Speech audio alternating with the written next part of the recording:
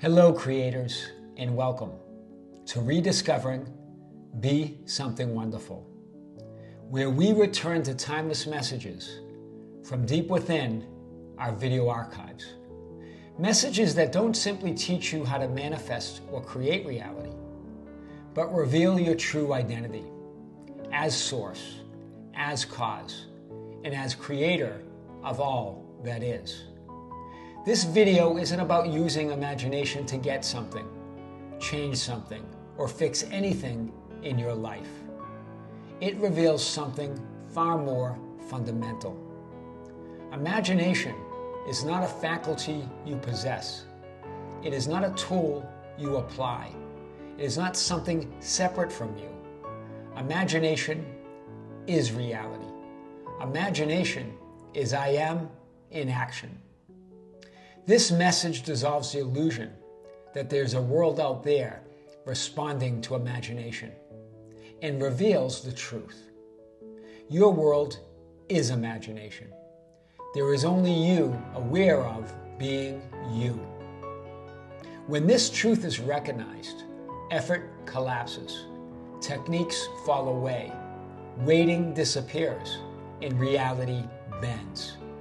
Because reality is not responding to imagination. Reality is imagination, and imagination is you.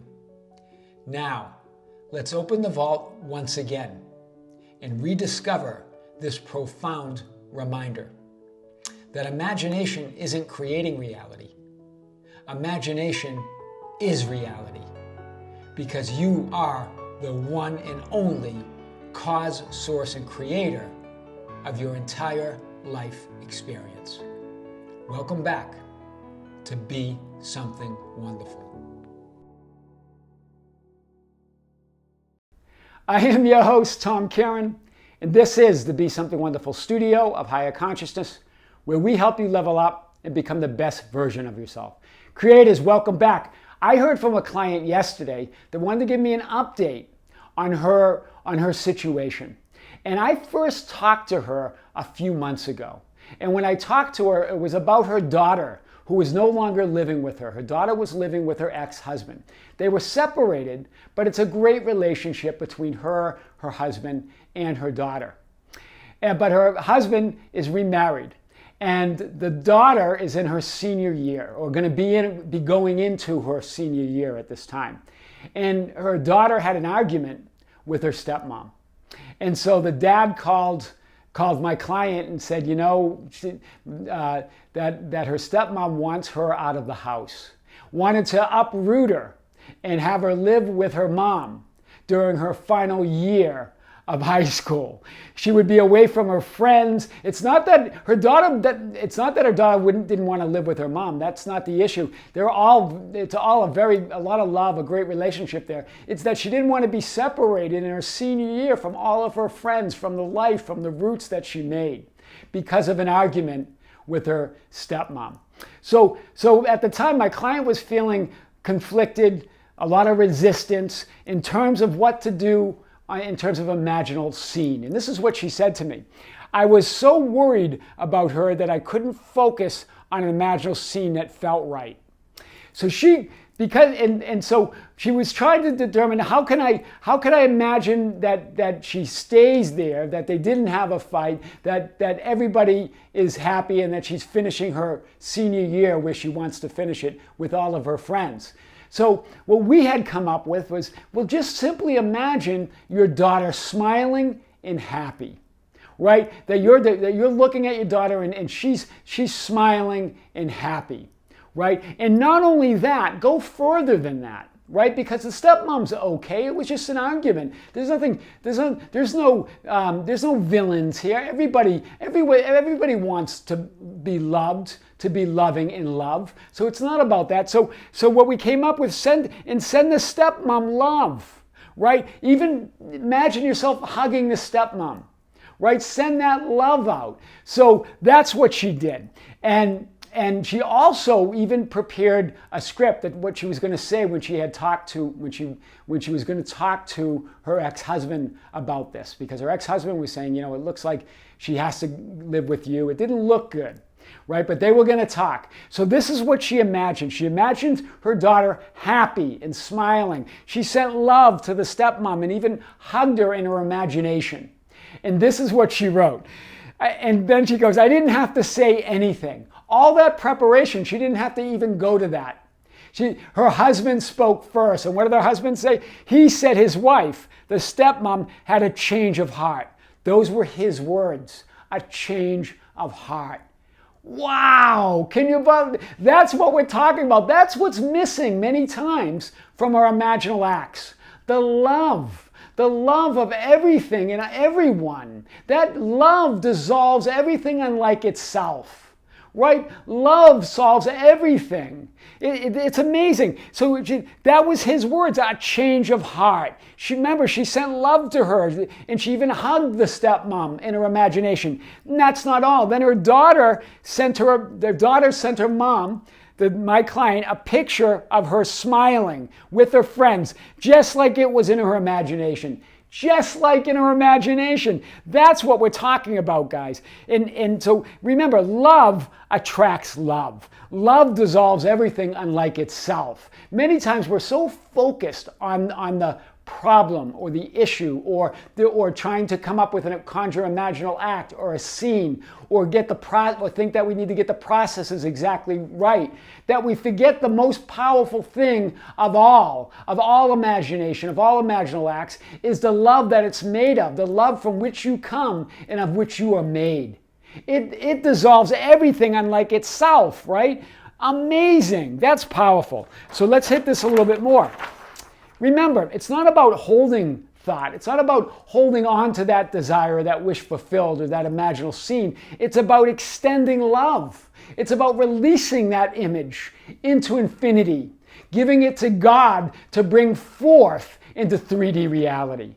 Not holding on to it, saying I got to hold this thought, right? That's not what we're talking about. That's not what we mean by focus. We mean focus by extending love, by imagining it fulfilled, and then giving love, and then giving it to God. There's no opposite to the power of God or the power of good, right? Remember, love attracts it onto itself. God contemplates God. Right? There's no limit to love. When you doubt, when you fear, when you worry, when you're believing in two powers and a power opposite to the divine, hear this. When you worry, when you doubt and you fear, you're believing in two powers. And bigger than that, you're believing in an opposite to God, an opposite to that one love. And that's impossible. That's the only thing that is impossible. That there's a power outside of God. There's a power outside of love. But whenever you doubt, whenever you worry, whenever you have fear, you're believing in two powers. You're believing that somehow evil exists, that bad things exist. They don't. They're not outside of that. Nothing is. That's the only thing that's impossible. Because there's only one power, one love, one God. There is no opposite. With people, this is impossible. But with God, all things are possible. One spirit, one mind, one power. We get back to the 1-1-1 again, guys. That's powerful. So that love is a powerful, powerful part of your imaginal act. God creates by contemplating his own I amness. This is from Ernest Holmes. God contemplates his own I amness. And remember, you're made in the image of God. So when you imagine your wish fulfilled, you're contemplating your own I amness. Wow, right? You, as an individualized aspect of God, are wholly unlimited.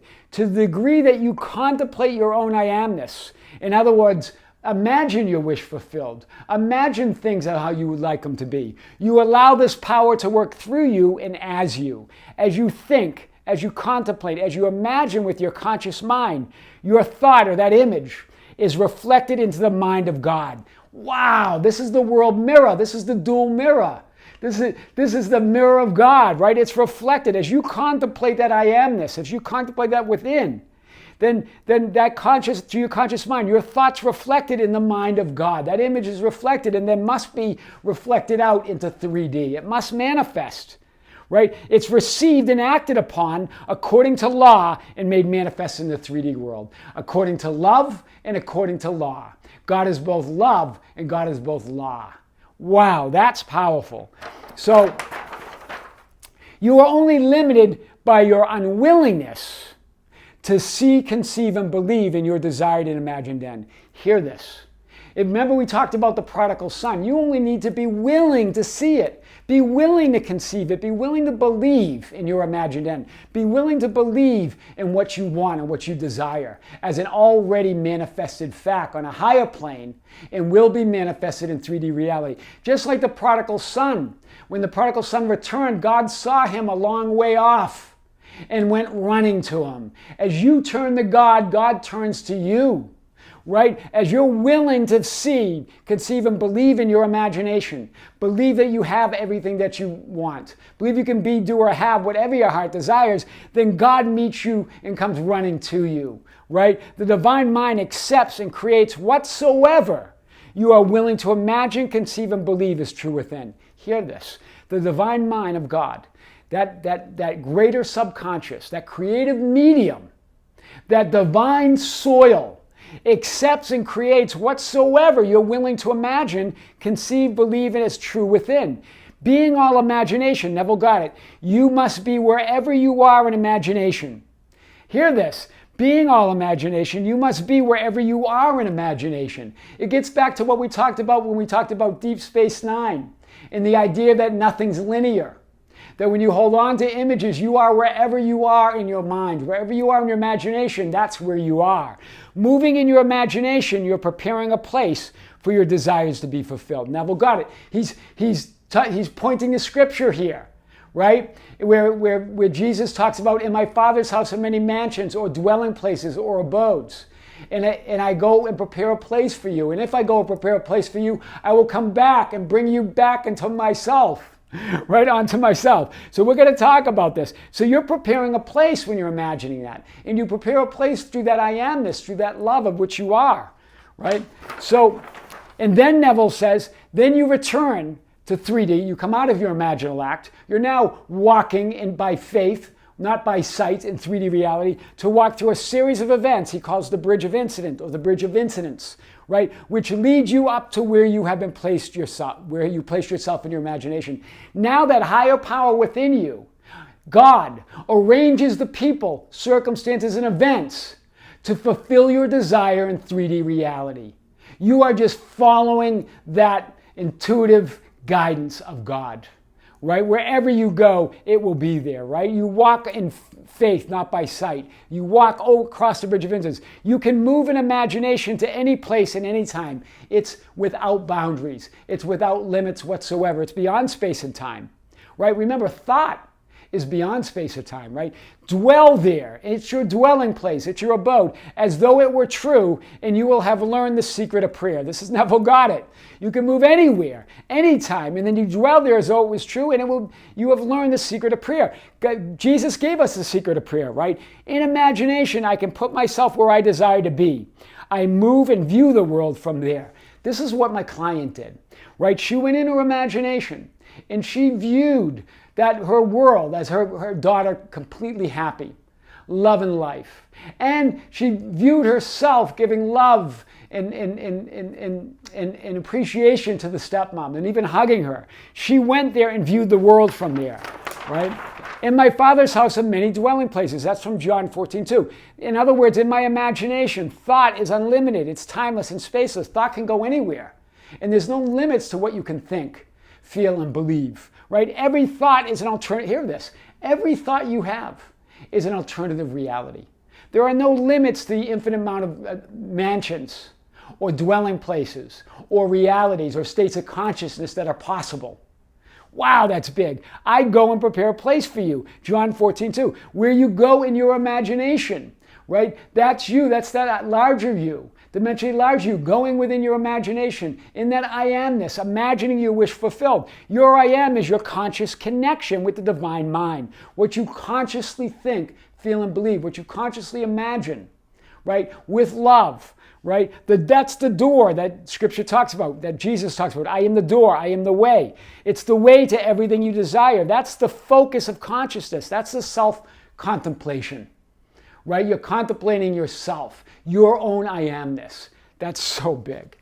Wow. So if I go and prepare a place for you, I will come again and receive you to myself, that where I am, there you may be also. Where I am, there may you be also. Where you are in your imagination, that's where you are. Wow! Even as you open your eyes to the 3D world, that's where you are. And you will walk through events and circumstances prepared by God and that higher you, dimensionally larger you to lead you to that full fulfillment in 3D. Your higher self will move you across a bridge of incidents to where you were in your imagination. That's the law of love. It's attraction, attracting itself to itself. Your higher you attracting you to it, right, in your imagination. And then you must see that in the 3D world. It must be manifested. That's God-godding, right? Fall in love with your imaginal act. Fall in love with your desired end. Fall in love with your imagination. It's all love. It's not just your imagination. It's your I amness revealed. I am your host, Tom Kearin, and this is the Be Something Wonderful studio of higher consciousness, where we help you level up and become the best version of yourself. Don't forget to subscribe, hit the notification button, like and share our videos. That's how we get our message out. You can follow us on Facebook at Be Something Wonderful.